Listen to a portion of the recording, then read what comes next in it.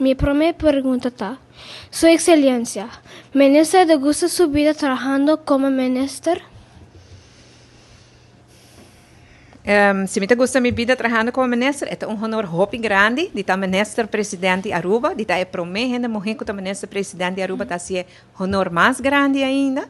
É um trabalho muito grande, mas é duro, mas tem momento não muito difícil de viajar, horário não largo, mas sim, me gusta fazer. E tanto como me fazer, tá passou me gusta fazer.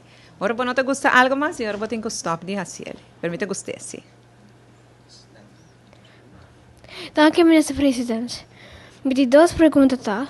Sua Excelência, ora ministro estava a minha idade, ministro a sonho colobir é primeiro-ministro de Aruba, e se não, que como ministro estava a querer abrir anto?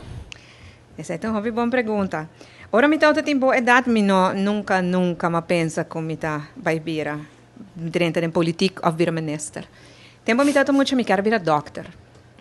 Quero vir doctor, me quero ajudar a gente, ora com gente tem problema de saúde, ajuda não com isso. Então, esse é preparar-me para todo tempo. Pero já, ora com, e me vai estudar para vir doctor na Costa Rica. Ora, me acaba VWO, me vai Costa Rica para estudar para vir doctor.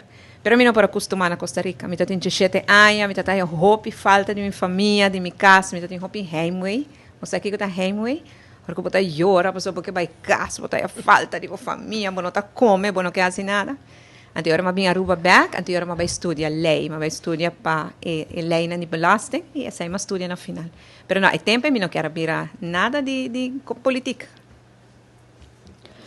Minha última pergunta tá: Sua Excelência, que também são seus hobbies e tá fazendo em seu free time? Well, mas não visa agora. Se me tem free time, me gosta bailar mais. Mi hobby na agora que na mais tanto tá é pinta quadra. Assim pouco arte, ler book, se por, passa tempo com meu neto, etc. Danke, ministro presidente.